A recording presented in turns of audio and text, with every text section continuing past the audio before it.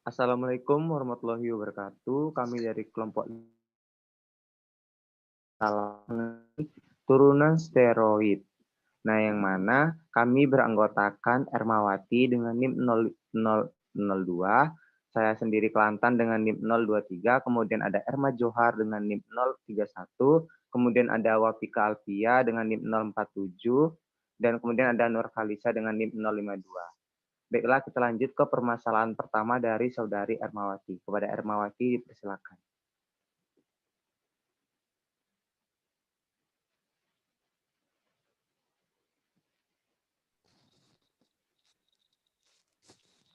Baiklah, permasalahan yang pertama yaitu permasalahan saya. Di sini permasalahan saya yaitu ergosterol merupakan pitosterol yang terdiri dari ergostane yang memiliki ikatan rangkap pada posisi 5, 5,6, 8, dan 22,23, serta gugus 3 beta hidroksi. Nah, permasalahannya itu bagaimana peran ikatan rangkap pada posisi 5,6, 7,8, dan 22,3 tersebut. Pada teman-teman yang ingin membantu menjawab permasalahan saya, dipersilahkan.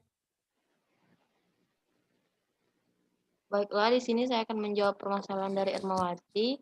Nah, ergosterol ini adalah sterol yang berada di membran sel jamur dan bertindak untuk menjaga integritas membran sel, mirip dengan kolesterol mamalia.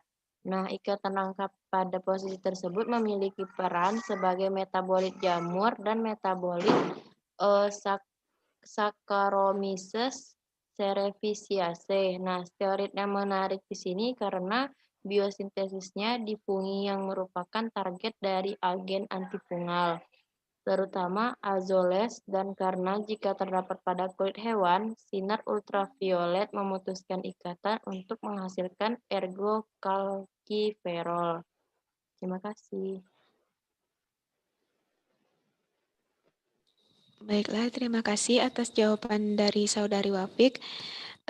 Tetapi di sini saya merasa jawaban dari saudari itu kurang lengkap. Apakah ada teman-teman yang ingin menambahkan jawaban? Dipersilahkan.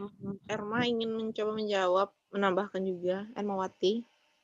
Ya, dipersilakan Saudari Ya, Erma. jadi saya benar sependapat juga dengan saudari Wafika, yang mana bahwa ikatan rangkap pada posisi tersebut memiliki peran sebagai metabolit jamur dan metabolit Saccharomyces cerevisiae, yang mana agen antimikotiknya itu poliana itu merupakan suatu subset dari antibiotik yang makrolida itu mengikat orgas pada membran sel jamur. Nah, molekul obat yang biasa terikat itu membentuk pori-pori. Nah, di ergosterol itu yang mungkin elektrolit dan molekul kecilnya bocor dari sel.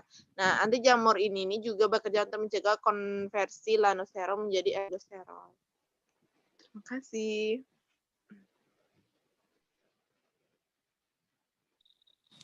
Baiklah, terima kasih atas jawaban dari Saudari Erma dan Saudari Wafik. Jadi dapat saya simpulkan bahwasanya ikatan rangkap pada posisi tersebut itu memiliki peran sebagai metabolit jamur. Nah, agen antibiotik poliena yang merupakan subset dari antibiotik mikrolidah yang mengikat ergosterol pada membran sel jamur. Nah, molekul obat yang terikat membentuk pori di ergosterol yang memungkinkan elektrolit dan molekul kecil itu bocor keluar dari sel.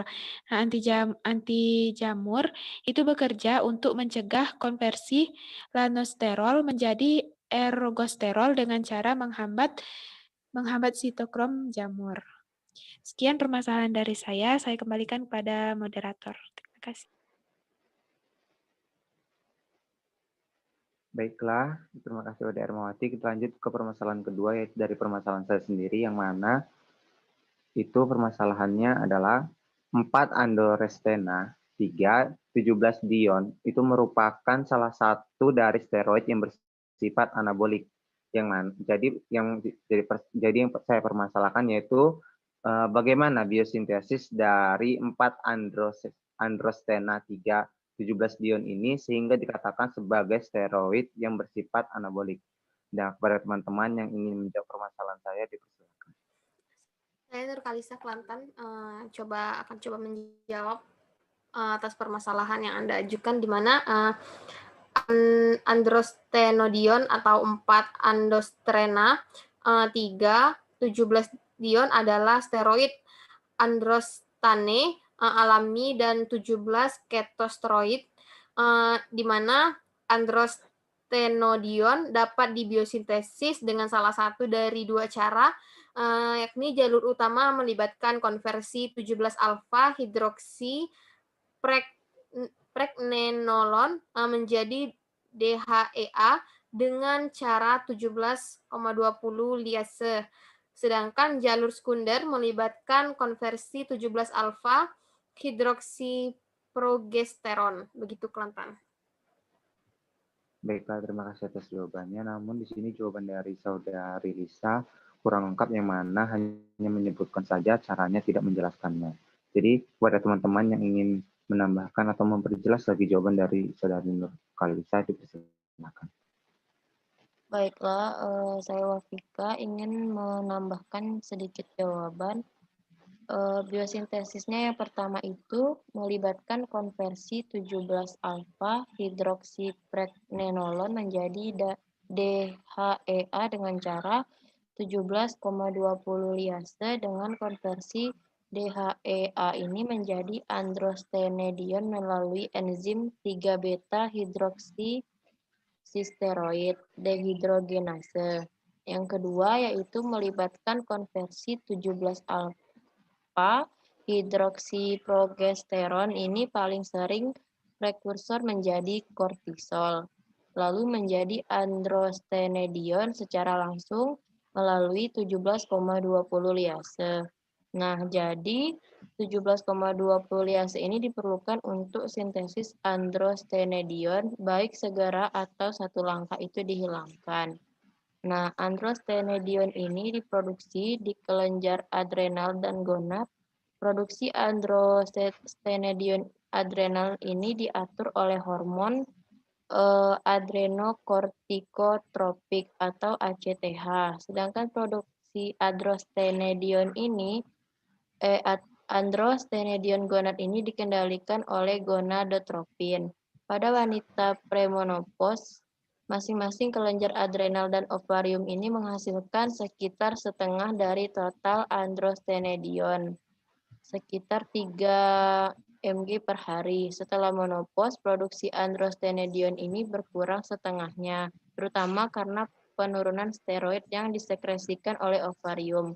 Meskipun demikian, androstenedion adalah steroid utama yang diproduksi oleh ovarium pasca menopause. Terima kasih. Baiklah, terima kasih atas jawabannya kepada saudari Wafik. Berarti di sini dapat saya simpulkan dari permasalahan saya, jawabannya yaitu bahwa 4 androstena 3,17 dion itu merupakan steroid androstenae alami dan 17 ketosteroid, yang mana memiliki 2 cara dalam biosintesisnya. Yang pertama itu melibatkan konvensi 17 alfa hidroksi pregnenolon dan menjadi DHE dengan cara 17,20 liase. Dan selanjutnya itu dengan cara melibatkan konvensi 17 alfa hidroksi progesteron, yang paling sering digunakan prekursor menjadi kortisol, sehingga menjadi androstenedion secara langsung melalui 17,20 liase juga, yang mana 17,20 liase ini diperlukan untuk mensintesis androstenedion baik secara langsung maupun dengan.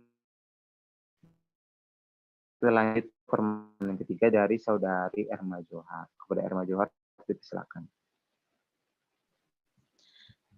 Baiklah, saya akan membacakan permasalahan saya. Permasalahan saya adalah testosteron terapeutik adalah bentuk sintesis dari testosteron, steroid, androgenik, endogen. Dan bagaimana proses terbentuknya testosteron terapeutik ini? Untuk teman-teman yang ingin menjawab, persilakan. Izin menjawab, Erma? Ya, boleh. Baiklah, di sini jadi proses terbentuknya testosteron terapeutik ini mula-mula testosteron tersebut diubah secara irreversibel menjadi dihidrotestosteron di jaringan target oleh enzim reduktase 5-alfa. Nah, kemudian testosteron atau kompleks reseptor ligan androgen bertindak sebagai kompleks faktor transkripsi. Nah, kemudian merangsang ekspresi berbagai gen responsif. Nah, DHT tersebut mengikat dengan afinitas yang lebih tinggi ke reseptor androgen daripada testosteron. Kemudian mengaktifkan ekspresi gen dengan lebih efisien. Mungkin hanya itu, Erma. Terima kasih. Baiklah, terima kasih Ermawati atas jawabannya. Cuman jawaban yang saya inginkan kurang mengena terhadap apa yang saya inginkan. Dan terima kasih untuk Ermawati. Mungkin ada teman-teman yang lain yang ingin menambahkan. Erma, persilakan, boleh. Siapa yang ingin menambahkan? Baiklah, saya Nur Kalisa Erma akan menambahkan jawaban dari Ermawati tadi. Nah, Boleh. selain dari yang dijelaskan oleh Ermawati tadi, testosteron itu dapat diubah secara irreversibel menjadi estradiol oleh aromatase kompleks enzim, terutama dan jaringan adiposa. Nah, testosteron dan DHT mempromosikan pengembangan dan pemeliharaan karakteristik seks pria yang terkait dengan alat kelamin internal dan eksternal, otot rangka, dan folikel rambut. Estradiol meningkatkan pematangan epifisis dan mineralisasi tulang karena metabolisme yang cepat oleh hati. Testosteron terapeutik umumnya diberikan sebagai turunan ester. Begitu, Erma Johar. Oke, baik. Terima kasih untuk Nur Kalisa. Ya, memang benar sekali tambahan dari Nur Kalisa. Jadi memang secara in vivo, testosteron itu diubah menjadi irreversibel menjadi dihidrotestosteron yang mana di jaringan target oleh enzim reduktase 5-alfa. Nah, biasanya testosteron kompleks ini atau ini jadi reseptor ligan androgen yang bertindak sebagai kompleks faktor transkripsi. Dan juga selain itu adalah testosteron itu dia diubah secara irreversibel menjadi estradiol oleh aromatase yang kompleks enzim, yang mana juga terutama di hati dan jaringan adiposa. Testosteron ini mempromosikan pengembangan dan pemeliharaan karakteristik seks pria yang terkait dengan alat kelamin, internal, eksternal, otot rangka, dan juga memang mineralisasi tulang. Makanya itu jadi testosteron terapeutik ini merupakan turunan dari ester. Gitu. Terima kasih untuk teman-teman yang telah menjawab. Saya kembalikan kepada moderator. Baiklah, permasalahan dari Erma. Lanjut ke permasalahan yang keempat dari saudari Wafika. Kepada Wafika dipersilakan. Baiklah, terima kasih atas kesempatannya. Di sini permasalahan saya yaitu hormon estrogen merupakan hormon yang sangat penting dalam tubuh wanita. Nah, tetapi hormon estrogen ini kan bisa mengalami penurunan. Permasalahannya itu, bisakah Anda jelaskan mengapa hormon estrogen ini bisa mengalami penurunan? Baiklah, kepada teman-teman yang ingin menjawab permasalahan saya, disilakan. Baiklah, di sini Wafik saya ingin coba menjawabnya, yang mana estrogen adalah hormon yang penting bagi seorang wanita karena berperan dalam perkembangan dan pertumbuhan karakteristik seksual wanita serta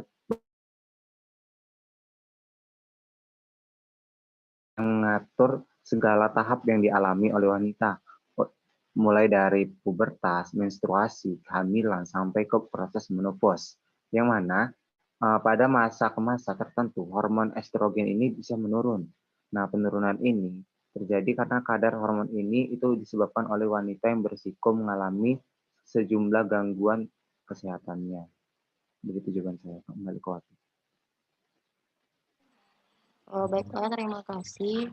Tapi di sini saya tidak setuju dengan jawaban Kelantan karena Kelantan hanya menjelaskan secara singkat. Di sini saya ingin lebih lengkap lagi. Kepada teman-teman yang ingin menambahkan, dipersilakan.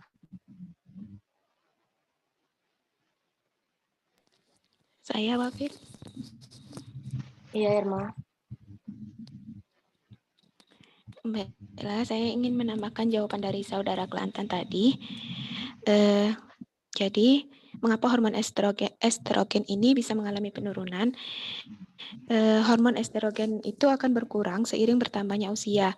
Nah, ketika wanita memasuki masa menopause, produksi hormon estrogen itu akan wanita yang masih muda juga dapat mengalami penurunan hormon estrogen. Oleh karena itu, hormon estrogen yang dihasilkan di dalam ovarium itu, maka segala sesuatu yang mengganggu ovarium dapat mempengaruhi produksi hormon estrogen. Nah, ada beberapa penyebab lain penurunan estrogen, yaitu kelenjar pituitari yang berfungsi rendah. Kemudian kegagalan organ ovarium yang dapat disebabkan oleh cacat genetik, toksin, atau kondisi autoimun. Sindrom Turner, penyakit ginjal kronis pada wanita yang 40 tahun. Kemudian penurunan hormon estrogen ini bisa menandakan bahwa masa menopause sudah wanita itu sudah dekat. Nah, masa transisi ini disebut juga perimenopause. Nah, selama masa tersebut ovarium masih akan menghasilkan hormon estrogen, namun produksi hormon tersebut akan melambat sampai wanita itu mencapai menopause. Nah, ketika sudah menopause, maka hormon estrogen dari saya. Terima kasih. Saya kembalikan ke waktu. Baiklah, terima kasih atas jawaban Kelantan dan Ermawati. Di sini dapat saya simpulkan bahwa hormon estrogen ini akan berkurang ketika wanita memasuki masa menopause. Produksi hormon estrogen ini akan menurun drastis. Namun, wanita masih muda juga dapat mengalami penurunan. Oleh karena itu, hormon estrogen ini dihasilkan di dalam ovarium. Maka segala sesuatu yang mengganggu ovarium dapat mempengaruhi produksi hormon estrogen.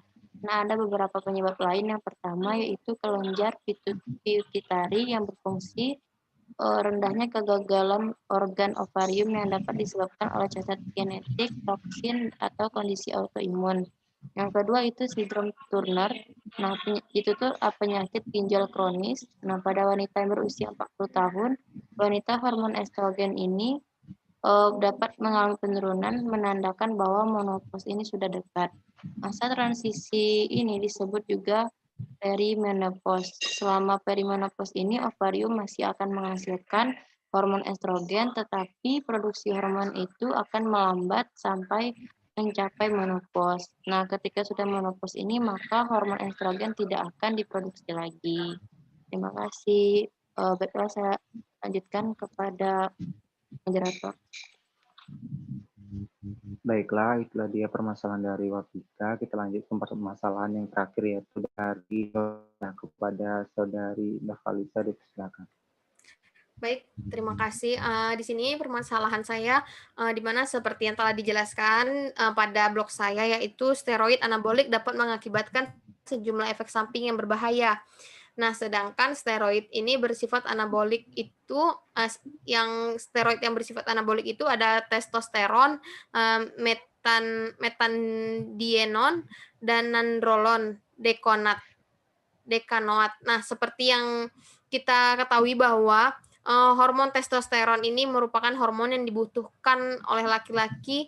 Nah, lalu mengapa bisa disebut steroid ini dapat memiliki efek samping yang berbahaya begitu?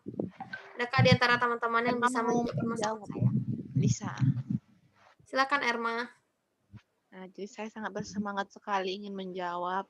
Nah, jadi ya memang steroid anabolik ini dapat berbahaya jika berada dalam tubuh. Karena apa? Karena di dalam jumlah itu sangat banyak dan tidak sesuai dengan pada dasarnya semua steroid ini dibuat dalam sel yang bahan bakunya itu ada lemak, sterol, itu lain kita pelajari di organik. Jadi jika turunan dari steroid tersebut terdapat jumlah yang banyak dalam tubuh, maka muncullah berbagai masalah. Seperti itu. Terima kasih. Terima kasih kepada Erma Johar yang telah menjawab permasalahan saya. beberapa dari Erma Johar. Adakah di antara teman-teman yang lain bisa menjawab dengan tepat atas permasalahan yang saya ajukan ini? Baiklah, di sini saya ingin coba menambahkan jawaban dari Erma, yang mana tadi seperti yang dijelaskan oleh Erma Johar, turunan dari steroid ini sebenarnya diperlukan oleh tubuh dalam jumlah yang cukup besar atau sesuai dengan porsinya. Nah, namun ini akan terjadi atau timbulnya bahaya jika jumlahnya itu sudah melampaui batas atau sudah lewat dari porsi yang seharusnya. Yang mana itu akan mengakibatkan tumor pada proses sehingga mengalami kelainan koagulasi dan gangguan hati, kebotakan, dan menebalnya rambut, tumbuhnya jerawat, dan timbulnya payudara pada pria. Nah, kalau berdasarkan jurnal yang pernah saya baca, yaitu steroid anabolik ini juga dapat membuat seseorang menjadi agresif jika porsinya ini melebihi batas. Begitu. Baiklah, di sini terima kasih kepada Saudara Kelantan bahwa turunan dari steroid ini sebenarnya memang diperlukan oleh tubuh, tentunya dalam jumlah yang cukup atau sesuai dengan porsinya. Nah, jika dianya itu berbahaya, itu tandanya bahwa steroid ini berada di tubuh dengan jumlah yang cukup banyak atau sudah melampaui batas. Nah, itu dapat mengakibatkan kelainan pada koagulasi dan gangguan hati serta kebotakan, dan juga dapat menimbulkan tumbuhnya jerawat dan menimbulkan payudara pada pria. Nah, telah dijelaskan juga dengan Kelantan, menurut jurnal yang sudah Kelantan baca, secara fisiologi steroid anabolik ini juga dapat membuat orang agresif apabila sudah melampaui dari batas yang semestinya. Kembali ke moderator. Baiklah, itulah dia permasalahan terakhir yang mana kelima dari Saudari Nurkalisa. Berakhir sudahlah diskusi kita mengenai turunan steroid dari kelompok 5. Kami ucapkan terima kasih. Wassalamualaikum warahmatullahi wabarakatuh. Waalaikumsalam.